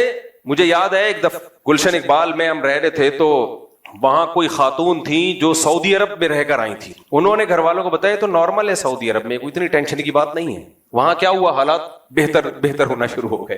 तो ये सारी मिसालें मैं क्यों दे रहा हूं, ये समझाने के लिए कि सबसे पावरफुल मोटिवेशन सोहबत की होती है। आज बहुत सारी माएं शिकायतें लेकर आती हैं बच्चों की, हमारा बच्चा इस्लामिक स्कूल में पढ़ रहा है, इतना अच्छा स्कूल, इतनी भारी फीस, बच्चा फौज फिल्में देख रहा है, सिगरेट पी रहा है। मैं कहता हूं स्कूल इस्लामी है, सारे बच्चे इस्लामी नहीं है। पता नहीं कहां से बच्चे लाके हो सकता है बिठा दिए हो और वो आपके बच्चे को मोबाइल में चीजें दिखा रहे हो। स्कूल भी देखा करो कैसा है, आगे माहौल देखा करो, उसके इर्द गिर्द बच्चे कौन बैठे हुए हैं। तभी हत्तल इम्कान हम तो कहते हैं होम स्कूलिंग की तरफ लेकर आओ, लेकिन फिर बच्चों को थोड़ा लड़कों में खेलने भी तो बैलेंस करना होता है ना। बिल्कुल ही लड़कों से हटा दोगे कि कहीं कोई बुरी सोहबत ना मिले तो फिर वो छुई मुई बन जाता है, फिर वो वैसे ही उसमें निस्वानियत पैदा हो जाती है। तो उसमें बैलेंस एतदाल से लेकर चलना जरूरी है। तो खैर हम असल मौजू की तरफ जल्दी से आते हैं। तो मैं ये बात कर रहा था मेरे भाई, सहाबा कराम जैसे हम बन नहीं सकते, क्योंकि उन्होंने, सहाबा ने किसकी सोहबत उठाई है, नबी करीम सल्लल्लाहु अलैहि वसल्लम। तो इससे पता चलता है कि अहलुल्लाह की सोहबत, या जो जितना बड़ा बुजुर्ग होगा उसकी सोहबत से जो कुछ हासिल होता है वो किसी तरीके से हासिल नहीं हो सकता। تو اس لیے ہمیشہ سے لوگ اللہ والوں سے تعلق قائم کرتے تھے، ان کی صحبت میں رہتے تھے، ان جیسا بننے کی کوشش کرتے تھے۔ آپ سخاوت پہ کتنے بیانات کر دو، انسان میں سخاوت پیدا نہیں ہوتی۔ کچھ دن سخی لوگوں کے ساتھ گزار لو، آدمی خود بخود کیا بن جاتا ہے؟ سخی۔ آپ نے دیکھا ہوگا کچھ قومیں سخاوت میں مشہور ہیں، کچھ کنجوسی میں مشہور ہیں۔ کیوں؟ جو سخیوں میں پیدا ہوتے ہیں وہ دیکھتے ہیں باپ دادا کو خرچ کرتے ہوئے، وہ بھی سخی بن جاتے ہیں۔ اور کچھ ایسے ہوتے ہیں ہمیشہ ابا کو چمنی اٹھنی کا حساب کرتے ہوئے دیکھا ہوتا ہے، انہوں نے ہمیشہ ابا کو دیکھا ہوتا ہے پیسوں پہ لڑتے ہوئے، تو وہ بچہ بھی کیا پیدا ہوتا ہے؟ پھر وہی لطیفہ آ رہا ہے، بہت دفعہ سنا چکا ہوں، لیکن اتنا مزہ آتا ہے، آدمی کہتے ہیں پارسل کرو یار۔ وہ ایک کنجوس آدمی تھا نا، اس کے بچے کہتے تھے ابو گھی چاہیے، دیسی گھی چاہیے، وہ لا کے نہیں دیتا تھا، پیسے ہوتے تھے پھر بھی نہیں لا کے دیتا تھا۔ تو ایک دن گھی کا ڈبہ لے آیا تو بچوں سے کہتا ہے کہ دیکھو باہر بھی چکنائی لگی ہوتی ہے نا، تو اندر ڈبہ نہیں کھولنا، پہلے باہر سے روٹی لگا لگا کے کھاؤ تاکہ باہر کا سارا گھی کیا ہو جائے؟ ختم۔ وہ ڈبے ہر کوکنگ آئل پہ بھی آپ نے دیکھا چکناہٹ ہوتی ہے، اور وہ بچے روزانہ، اس کے بھی بچے تھے کنجوس کے بچے، روزانہ روٹی ڈبے پہ رگڑ رگڑ کے کھا رہے ہیں۔ اس کو سفر پہ جانا تھا تو اس نے گھی الماری میں بند کر کے رکھ دیا کہ ایسا نہ ڈبہ کھول کے پورا ہی چٹ کر جائیں، لاک لگا دیا الماری۔ سفر کے بعد آیا اور کہنے لگا کہ بچوں گھی تو نہیں کھولا تم نے؟ انہوں نے کہا نہیں ابو، ہم الماری سے روٹی لگا لگا کے کھاتے تھے۔ اس نے رکھ کے ایک تھپڑ لگایا، بغیر تو کچھ دن گھی کے بغیر صبر نہیں کر سکتے تھے۔ اب بتاؤ جو اس ماحول میں پیدا ہوگا وہ بچے سخی بنیں گے؟ وہ اپنے بچوں کے ساتھ بھی یہی کریں گے۔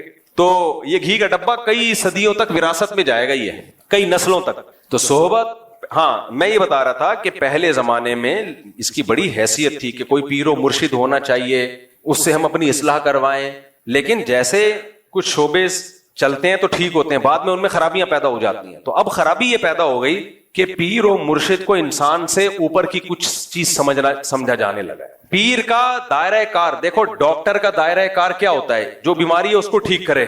ڈاکٹر سے آپ یہ مشورہ لیتے ہو کہ میں نے کہاں شادی کرنی ہے، کہاں نہیں کرنی ہے، کون سا بزنس کرنا ہے، کون سا نہیں کرنا، ڈاکٹر کہے گا ٹیکا لگا نکل یہاں سے، نہ میرا ٹائم ضائع کر نہ اپنا ضائع کر۔ تو پیر و مرشد کا کام ہوتا ہے آپ کے اندر جو گناہ ہے وہ آپ سے چھڑوا دے، بس۔ اس سے آگے پیر کا دائرہ کار بولو نہیں ہے، حتیٰ کہ شرعی مسائل بتانا بھی اس کا کام نہیں ہے، وہ مفتیوں کا کام ہے۔ لیکن آج کل جو مارکیٹ میں پیر آ رہے ہیں، میجورٹی، سب نہیں، بہت سے اچھے بھی ہیں الحمدللہ، میجورٹی کیا ہے؟ وہ پیر کم، اور اس کو معاذ اللہ پیغمبر سے بھی اونچا درجہ دے دیا ہے۔ میں جانتا ہوں ایسے لوگوں کو، شادی کر لی پیر کی مرضی کے بغیر، پیر صاحب ناراض ہو کے بیٹھ گئے، ابا اما کی نہیں مان رہے، پیر کو باپ بنایا ہوا ہے۔ شریعت میں ماں باپ کا درجہ پیر و مرشد سے بولو زیادہ ہے، ٹیچر سے بھی زیادہ ہے، یہ ذہن میں رکھو۔ آج کل بعض لوگ تعلیم دیتے ہیں استاذ کا درجہ ماں باپ سے زیادہ، نہ قرآن کے مطابق استاذ کا درجہ والدین سے کم ہے، بہت کم ہے، بہت بڑا درجہ ہے استاذ کا، لیکن ماں باپ سے کے برابر نہیں ہے۔ ماں باپ کو سب سے سپیریئر رکھا ہے اللہ نے۔ قرآن کے الفاظ دیکھو، عیسیٰ علیہ السلام پیدا ہوئے ماں کی گود میں، جب بول رہے ہیں تو برم بوالدتی، توحید کا اعلان کر کے کہہ رہے ہیں اللہ نے مجھے حکم دیا کہ اپنی ماں کے ساتھ اچھا سلوک کروں، میں ابھی ماں کی گود میں ہے۔ وہ پیغمبروں کو حکم ہے ماؤں کے ساتھ اچھا سلوک کریں۔ تو اور ابراہیم علیہ السلام کو دیکھو، اپنے والد سے کیسے نرم لہجے سے بات کر رہے تھے۔ تو اس لیے سب سے بڑا مقام، استاد سے بھی بڑا مقام کس کا ہے؟ تو پیر و مرشد کا ماں باپ جیسا مقام نہیں۔ اب بعض لوگ پیر و مرشد سے بیعت ہوئے، وہ پیر صاحب ان کے گھروں میں ایسا گھسے ہیں، ماں باپ کہہ رہے ہیں ہمارا بچہ ہمارے ہاتھوں سے نکل گیا، بھائی ہم نے تو بھیجا تھا گناہ چھوڑوا دیں گے، تو سارا دن پیر صاحب کی خدمت میں لگا رہتا ہے، ہمیں ہمارا تو رائے نہیں ہے۔ مولانا شلوی تھانوی رحمۃ اللہ علیہ بڑے حکیم تھے، حکیم الامہ تھے، حکیم سے مراد حکمت والے۔ انہوں نے ان پیروں پہ رد کرتے ہوئے لکھا ہے کہ لو تھی کسی اور کی اور ہو کسی اور کی گئی ہے اولاد، جنا کسی نے اور ہو کسی اور کی گئی، نہ جنہوں نے جنا ہے انہی کی رہے گی۔ ہمارے شیخ حضرت مفتی رشید احمد صاحب سے کسی نے پوچھا کہ حضرت پیر صاحب اگر کسی ایک بات کا حکم دے رہے ہوں اور والدین اس کی دوسری بات کا حکم دے رہے ہوں تو والدین کی مانے یا پیر صاحب کی مانے؟ حضرت نے فرمایا وہ پیر ہی نہیں ہے جو ماں باپ کی مرضی کے خلاف آپ کو حکم دے، کیونکہ اس کا کام ہے شریعت پہ چلانا، تو شریعت تو کس کو؟ ماں باپ کی اطاعت کا حکم دیتی ہے۔ وہ کہے گا تم نے پوچھ کیسے لیا مجھ سے، تو وہ سب کچھ ہی بن جاتا ہے۔ حضرت جی نے فرما دیا، تو حضرت جی جو پیر و مرشد ہیں ان کا کام اب اصلاح رہا ہی نہیں، اپنی نہیں ہوتی اصلاح، اس کی کیا کریں گے؟ دل میں دنیا کی محبت، شہرت کی لالچ۔ علماء کہتے ہیں بزرگ بننے کے لیے نا ظاہری اعمال کے ساتھ جو باطنی اعمال ہے نا، باطن میں 3 چیزوں کا ہونا ضروری ہے۔ 3 چیزیں، ظاہری تو مطلب نماز با جماعت کا پابند ہو، شریعت کے مطابق اس کا حلیہ ہو، کبیرہ گناہوں سے بچتا ہو، تو ظاہری اعمال۔ باطن، ظاہری تو نظر آ جاتے ہیں نا، باطن میں 3 چیزیں، حب جاہ، حب با اور حب مال۔ माल का लालची ना हो, हवस ना हो, जाह का लालची ना हो, शोहरत का भूखा ना हो। और तीसरा बाह, बाह का मतलब क्या है? ये लफ्ज सुना होगा ना, कुव्वते बाह, हकीम जो बेच रहे होते हैं नुस्खे। बाह बड़ी भी ना हो हद से, क्या मतलब? हलाल और हराम का फर्क जानता हो। कितने जाहिल पीर ऐसे हैं, लोगों ने अपनी बेटियां उनसे बैत करवाई एतमाद करके कि ये बाप वाला सलूक करेंगे, और उन्हीं के साथ गलत नजरों से देखना शुरू कर दिया, उन्हीं को गलत नजरों से देखना शुरू कर दिया। तो ये क्या है? इसका मतलब इसको अपनी ख्वाहिश पे कंट्रोल नहीं है। बच्चियों को पढ़ा रहे हैं और पढ़ा के उनसे रिलेशन कायम हो गया। ये स्कैंडल बनते रहते हैं, यूनिवर्सिटी में बनते हैं और बाज मजहबी लोगों के भी बनते हैं। तो पहले जमाने में देखा जाता था, जो बुजुर्ग थे ना, वो खिलाफत देने से पहले देखते थे कि नंबर एक, जाहिरी तो कबीरा गुनाह तो नहीं है। आज बाज लोगों को खिलाफत मिली हुई है, सूदी बैंक में मैनेजर है, अब कमाई हराम रहा है, उसको आपने खिलाफत दे दी है भाई, तो कबीरा गुनाह का मुर्तकिब है, आप उसको खिलाफत दे रहे हो। नमाज पढ़ नहीं रहा, एक पीर साहब ने खिलाफत दी अपने मुरीद को कि ये मेरे जानशीन है, वो फजर नहीं पढ़ता था। हमने कहा हजरत ये तो फजर की नमाज ही नहीं पढ़ता, चलो एक आध दिन होता है, 2 दिन होता है, 15-15 दिन शार्ट। उन्होंने कहा इंशाअल्लाह अल्लाह तौफीक देगा, पढ़ लेगा।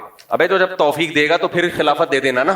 जो नमाज नहीं पढ़ रहा वो दूसरों को क्या नमाजी बनाएगा? या तो कोई शरी उजर है तो वो पेश करे भाई, कोई शरी उजर है तो।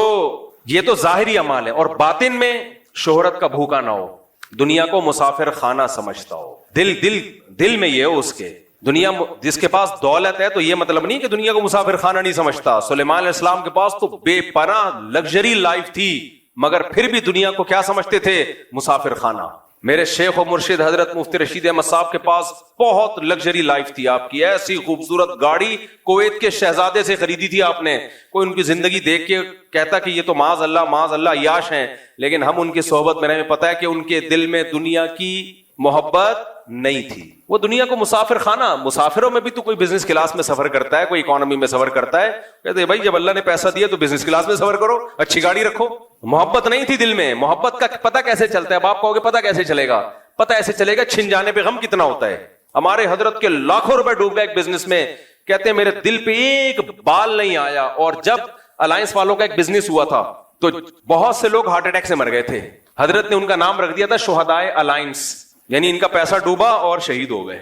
इससे कभी भी अंदाजा ना लगाया करो कि कोई बिजनेस क्लास में सफर कर रहा है या बड़ी गाड़ियों में घूम रहा है तो ये दुनिया की मोहब्बत इसके दिल में है। ना ना ना ना, ऐसे तो आप धोखा खा जाओगे भाई। आप तो सुलेमान अलैहिस्सलाम की शाही जिंदगी देखोगे तो आप समझोगे ये पैगंबर भी माज़ अल्लाह दुनिया परस्त है। ना ना ना, दुनिया परस्ती का पता दिल की कैफियत है। इससे पता चलता है कि अगर ये छिन जाए तो इसको गम कितना होता है। अल्लाह वालों को वो गम बहरहाल नहीं होता जो दुनिया परस्तों को। तो कहते हैं मुसाफिर खाना है, मिल जाए ठीक है, नहीं तो क्या है। जैसे बस में सफर कर रहे होते हो, सीट मिल जाए खिड़की वाली, खुश हो जाते हो, नहीं तो पायदान पे लटक के भी सफर हो जाता है। अब आपने कहा वो खिड़की वाली सीट पे बैठा हुआ इतना, इसका मतलब ये दुनिया परस्त है, इसको ये मुसाफिर खाना नहीं समझता। नहीं भाई, इसको ये सीट ना मिलती तो पायदान पे लटक के सफर करके भी इसी तरह गुनगुनाता हुआ जाता है। तो हमने देखा है अल्लाह वालों को पैसा छीन भी जाएगा तो चलो यार, आने जाने वाली थी। दुनियादार आदमी तो मर रहा होता है, और अल्लाह वालों के पास जितना पैसा होता है उनके सदकात और खैरात आपके होश उड़ा दे, और जितना उनके पास हो सकता है उतना नहीं होता, हो उससे भी ज्यादा सकता है।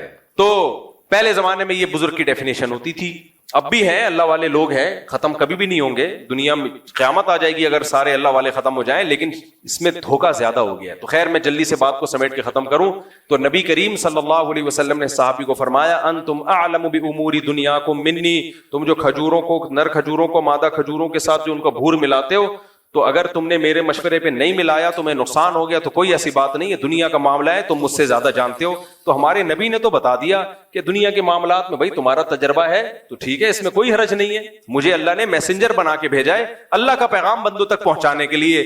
खजूरें कैसे ज्यादा बढ़ेंगी और कम होंगी ये मेरा मौजू नहीं है। तो मैं ये बता रहा था आजकल पीरों को ये खुद ये बात हमारे नबी के नबी होने की दलील है, खुद ये बात नबी के नबी होने की दलील है। देखो जो सच्चा होता है उसका दावा क्लियर होता है, जो झूठा होता है वो रोजाना पैंतरे बदलता है। मिर्जा गुलाम अहमद कादियानी के दावे आप उसकी किताबों से उठा के देखो, रोज चेंज होते थे। कभी कहता था मैं जिल्ली नबी हूं, कभी कहता था मैं सच्ची मुच्ची का ओरिजिनल नबी हूं, कभी कहता था मैं वही मसीह मौऊद हूं जो ईसा अलैहिस्सलाम ने आना था वो मैं ही हूं, कभी कहता था मैं इमाम महदी हूं। किसी एक बात पे टिका नहीं है वो, क्योंकि झूठे आदमी को फेवर चाहिए, जिस तरह जो बन पड़े। देखो मुनकिरीन हदीस जो परवेजी फिरका है ना, मुफ्ती रशीद अहमद साहब ने इन पर एक किताब लिखी है, उसमें ये जो परवेज था ना, जो जिसने हदीस का इनकार किया है, एक जगह इसने दावा किया कि हदीस सिरे से हुज्जत ही नहीं है, دوسری کتاب میں حضرت نے اس کا قول نقل کیا ہے, دعویٰ کیا کہ حدیث حجت تو ہے لیکن جن ذرائع سے ہم تک پہنچی وہ قابل اعتماد نہیں ہے. تیسری جگہ اس نے دعویٰ کیا کہ حدیث حجت تو ہے اور قابل اعتماد بھی ہے لیکن صرف صحابہ کے لیے. حضرت نے فرمایا یہ ایک ہی آدمی, ایک تنظیم کے مختلف آدمی نہیں ہے, ایک ہی آدمی کے 3 متضاد دعوے ہیں.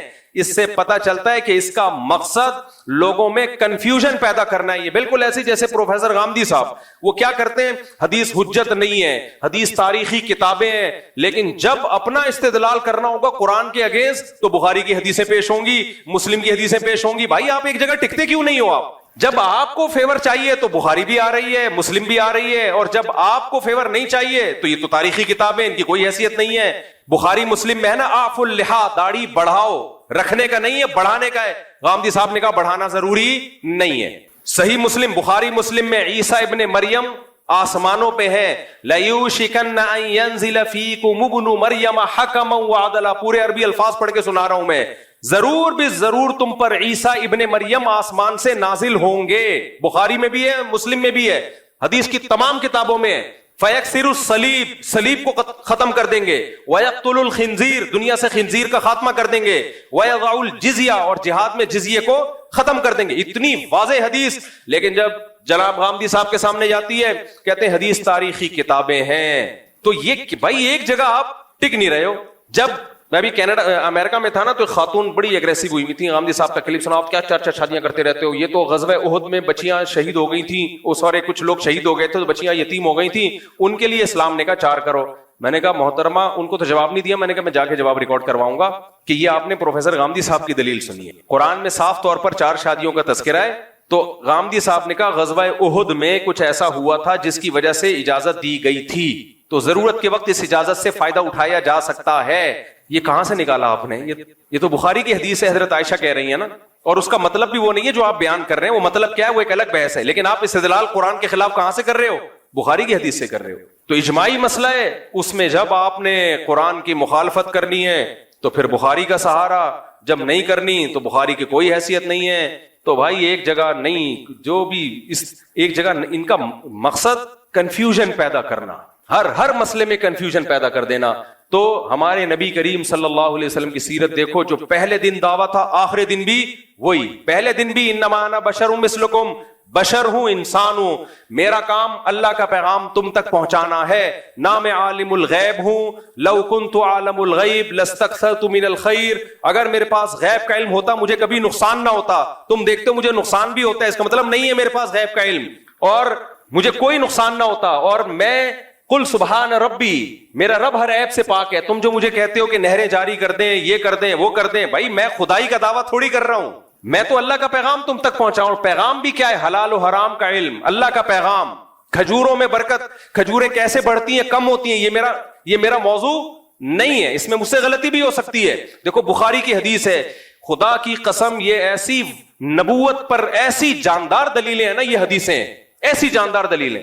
جب بھی کوئی شخص جھوٹ بولتا ہے نا وہ اتنا کلیئر نہیں ہوتا, اتنا صاف نہیں ہوتا. وہ صحیح بخاری کی حدیث ہے, نبی کریم صلی اللہ علیہ وسلم فجر کی نماز پڑھانے کے لیے آئے, اقامت ہو چکی تھی. آپ نے کیا فرمایا؟ لوگ تو اس کو توہین سمجھیں گے لیکن یہ تعظیم نبی ہے, یہ تعظیم نبی ہے. آپ نے فرمایا یا ایھا الناس انما انا بشر مثلکم, اے لوگو میں تمہاری طرح کا انسان ہوں. انسا کما تنسون, ایسے بھولتا ہوں جیسے تم بھول جاتے ہو. پھر آپ نے فرمایا مجھ پہ غسل فرض ہے اور میں غسل کرنا بھول گیا. پھر آپ گئے, غسل کر کے آئے اور آپ کے بالوں سے پانی ٹپک رہا تھا اور آپ نے نماز پڑھائی ہے. بے داغ سیرت اسی کو کہا جاتا ہے. آج جاہل پیروں کو دیکھو, شو سرکار کو دیکھو, ان جاہل پیروں کو دیکھو, یہ اپنے بارے میں, یہ تو ان سے, اور یہ جتنے اس ٹائپ کے اور بہت سارے پیر ہیں, کوئی ایک نہیں ہے, وہ تو شفت و مشہور ہو گیا. تصوف کی لائن میں جو خرابیاں ہیں, پیر کو پتہ نہیں کیا سمجھ رہے ہیں, نہ یہ بھول سکتا ہے, نہ اس سے غلطی ہو سکتی ہے, نہ یہ غلط مشورہ دے سکتا ہے, نہ اسے اونگ آتی ہے, نہ اسے نیند آتی ہے. وہ گوہر شاہی مرا تھا تو انہوں نے کہا مرا نہیں, یہ غار میں چلا گیا ہے, نہ یہ مرتا ہے. پیغمبر کے بارے میں قرآن کہہ رہا ہے انک میت وانہم میتون, ہے نبی آپ پر بھی موت آئے گی, ان پر بھی موت واقع ہوگی. کل نفس ذائقۃ الموت, ہر نفس نے موت کا ذائقہ چکھنا ہے. کیسی بے داغ سیرت سید الانبیاء صلی اللہ علیہ وسلم کی, تبھی تو آپ کا دین چلا ہے اور چلتا رہے گا قیامت تک.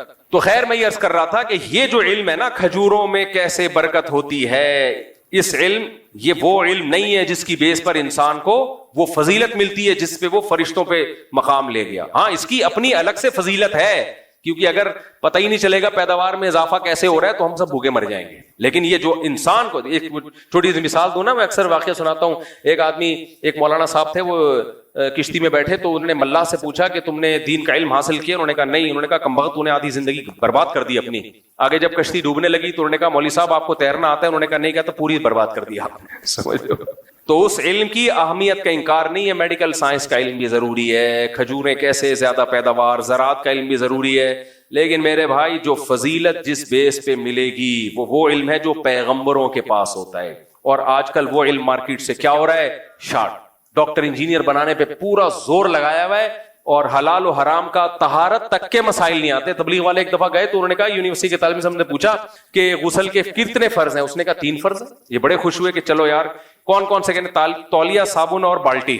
خواتین کو حیض و نفاس کے مسائل معلوم نہیں ہے, مردوں کو نماز کے مسائل معلوم نہیں ہے, سدا صاحب کب واجب ہوتا ہے, زکوٰۃ کب فرض ہوتی ہے, رمضان کا روزے کے حکام کیا ہیں, حج کے طریقے. حج میں جا کے ایسے ایسے کام الٹ پٹانگ قسم کے کر رہے ہوتے ہیں, آدمی حیران ہوتا ہے بھائی یہ کیا کر رہے, تھوڑا سا تو پڑھ لیتے.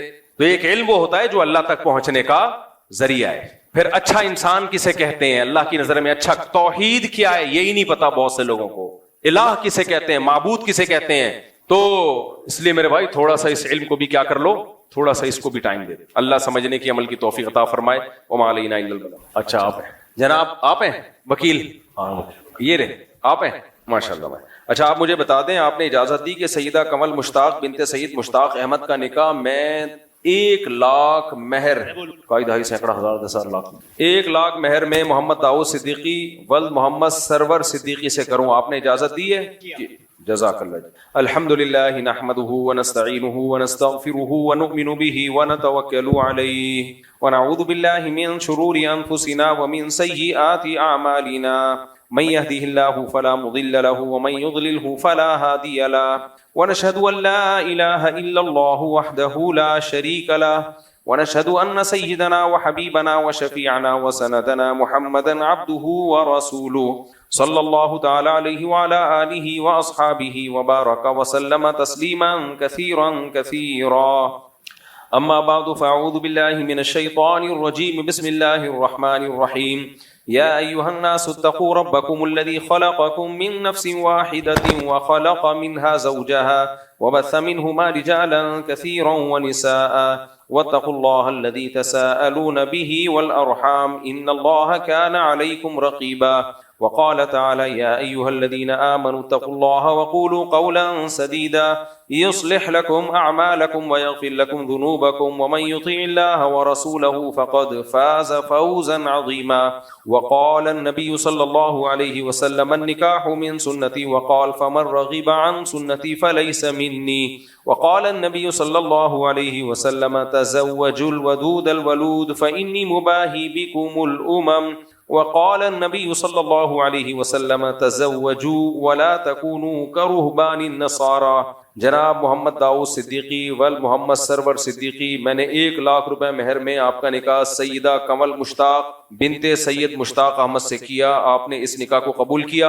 جی قبول ہے. جزاک اللہ. دعا کریں اللہ برکت دے. الحمدللہ رب العالمین والعاقبۃ للمتقین والصلاۃ والسلام علی رسولہ الکریم وعلی آلہ وصحبہ اجمعین. اللہ اس نکاح کو اپنے دربار میں قبول فرما, اس کی برکتیں زوجین کو تادم حیات نصیب فرما. آپس کے اختلاف و انتشار سے, لڑائی جھگڑوں سے, ہر قسم کے شر فساد سے اللہ ان دونوں کی حفاظت فرما. اس نکاح کو دونوں کے خاندانوں میں جوڑ کا, محبتوں کا ذریعہ بنا.